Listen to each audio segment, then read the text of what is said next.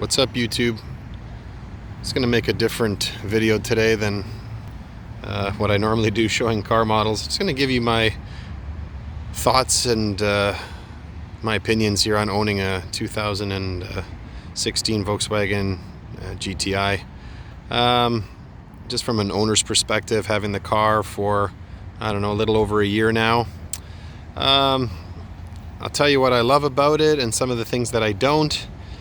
You've watched probably a million reviews on this car. You know its performance is it's definitely not the fastest car in the world. It's a quick car, 0 to 60 in like 6 to 6.5 seconds, quarter mile in like 14.5. Yes, you can make them faster. You can definitely tune these things. There's so many different companies to add more power out of them, which again is something great if you're willing to take the chance in terms of having anything go reliability wise, which most guys say that it doesn't. So I mean, that's that's pretty cool. I haven't done anything yet. The car is all stock, but I love the way the car drives. It's got enough power. Its handling is amazing. Its braking is awesome. It's good on gas. It's just really practical. I mean, that's the best thing about a GTI is that, yeah, it kind of checks all the boxes. It's almost like a Swiss Army knife. It does everything that you need it to do. Again, like they've said, it's not particularly brilliant in any specific way. It's just a really, really good all-rounder, and I think that's what's great about this car. So mine is an autobahn. It's got the DSG. It's got the leather. Yeah, the only thing that I don't really like about the car is sometimes you get a little bit of interior noise. I think that's with all hatchbacks. Sometimes you hear the odd little rattle or squeak. My main gripe is, honestly, I know a lot of the guys love the DSG. I'm not the biggest fan of it. Yes, it's good on gas, and if you want the quickest shifting transmission, I think it's great, but there are things that are not perfect about the DSG. If you drive it in regular drive, the car, shifts very, very early. It keeps the revs low, obviously, for best fuel economy. Then if you go into sport mode, it is like, to be honest, it's way too aggressive. It holds the revs way too long, so you feel like you're over revving the car for no reason. So sport mode, unless you're like going flat out from 0 to 200 or 250 or on the autobahn in Germany, or just doing a little bit of weaving in and out of traffic at a relatively good speed, I think that's what it's good for. But otherwise, like regular city driving, sport mode in the transmission, definitely not. Manual mode is good. The upshifts, the downshifts are pretty good. You do get sometimes the odd sort of miss shift where it won't feel perfectly smooth. So as good as the DSG is, there are certain things, like even in regular drive or in sport mode, depending on throttle response, if you're on the brake and then you go back on the throttle, sometimes you'll just feel like almost like sometimes almost a little shudder or rough engagement, and I think that's a byproduct of these transmissions. Mine is not abused, never used launch control. Drive the car relatively easy, so it's not an abuse thing with the transmission. And when you look things online, apparently they're pretty good. Called a local guy that specializes in transmissions, and he said they don't really see any issues with these things until they get to be around 250,000 kilometers plus. So I think they will hold up because they're built like a manual. They're just controlled computer-wise with the engagement and disengagement of the clutching system. Actually, I'm going to go inside the car now because it's actually starting to pour. But yeah, I got 49,000 kilometers on the car, and yeah, the car is really, really nice. Obviously, you guys have seen a million reviews, but I do love the car. I think it's a nice car, fun car to own. I think that's probably the best thing, is that it's fun, and I guess it depends on budget. If you have the budget, guys, truthfully, just looking back at it, I wanted the Golf R originally, and I didn't do it. I ended up getting this instead.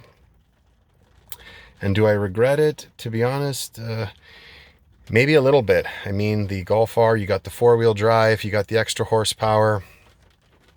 It is made in Germany versus made in Mexico.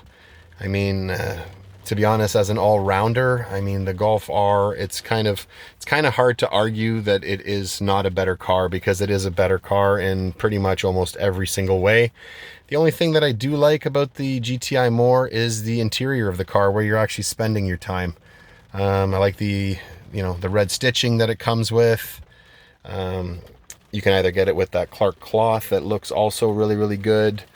Yeah, the Golf R's interior kind of plain, and you don't get the roof. If you don't like roofs, well, then you're okay. If you like sunroofs with a Golf R, at least here in North America, you're kind of screwed. So the GTI, in terms of the interior, for me, it's definitely nicer to spend time on the inside of this car than it is in the Golf R. Performance-wise, you really can't compare them. This car's quick, that car is fast. This car handles really, really well. So does the Golf R. The Golf R will accelerate out of corners way faster and better than this. It goes through tires incredibly quickly. I mean, I just put on some Michelin, the Pilot Sport PS4S. I haven't put many kilometers on the car, and yeah, it already feels okay. It's stopping the rain. I think I can get back outside. Anyways, it's going through them quite quickly, and I'm not that hard on it. I mean, I'm not gonna lie, I do accelerate the odd time full out, which obviously you're going to if you buy a car like this. You kind of want to use what it has, but I'm already going through those tires fairly quickly.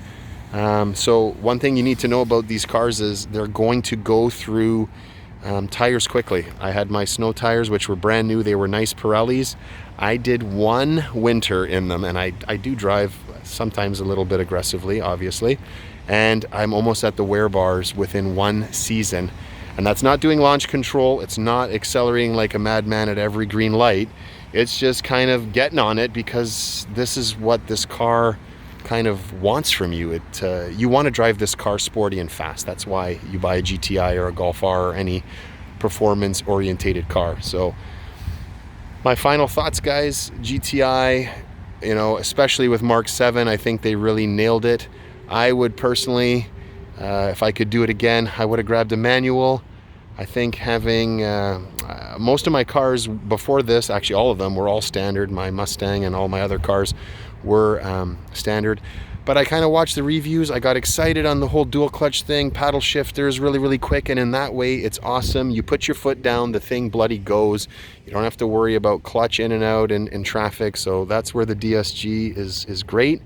But I kind of miss it. I kind of miss going down like a back road or a country road that's a little bit windy, and being able to upshift and downshift. I think that's something that, no wonder the purists are like, everybody's upset that the standard tranny is really starting to kind of phase itself out. And all these dual clutches are taking over, and they are great, but you're going to get the odd misshift where it doesn't feel completely smooth or crisp, where it feels like the computer is kind of confused on what it actually wants to do. So get a manual, guys, unless you're really wanting to put in huge amounts of power, because I know that the DSG can handle it. But the manual is great. I mean, these shifters and clutches on the GTI and Golf R, they're great. They feel like butter. The shifter is really crisp. So if you know how to drive stick and you don't mind having to row your own gears, get a manual, guys. DSG, it's great, but there are things that I don't think are 100% perfect about it. But I guess there isn't really a perfect transmission. But just a little disappointed in some ways with the DSG. I think it's fast and it's good, but you're going to get the odd misshift. If you have the money, guys, and you have the budget, I would definitely say, unless you're like a die-hard, you want the legend, you want the car that's been around for over 40 years, you want the nameplate of GTI, the Golf R, in my opinion, is a much stronger, better car. I mean, the engine Everybody thinks they're the same. They're not. It's not just with your fuel pump and your bigger turbo. There's a whole bunch of different internals. The engine itself is just a lot stronger. Yeah, getting that IS38. I mean, there's just so many things that make that car worth the extra money, and it is, guys. I've had a chance to drive it multiple times. Out of the dig, it hauls ass. Not like this car. You get a lot of wheel spin in a GTI, and then it starts to go. In a Golf R, anything all-wheel drive, you don't have any of that. You mat the throttle and the thing is gone. And that thing tuned, I drove a stage 1 APR, and it was like bloody fast. Like, I drove this in a stage 1. It's a lot quicker and better, but it's still not a Golf R, guys. So do I love my car? Yes. Would I recommend a GTI? Absolutely. It does everything really well. I would say if you drive stick, get a manual. And if you have the extra money and you like the Golf R and you like the whole concept of it being more of an all-wheel drive platform, definitely get a Golf R. I think it's just the better car, guys, to be honest. It really is. Interior wise, definitely GTI has the edge versus the R. The R is a little bit too plain for my liking, but yeah, interior and sunroof, that's where this car is shining. And then with performance, it's definitely the Golf R. It's a completely different animal. So anyways, guys, take care and thanks for watching.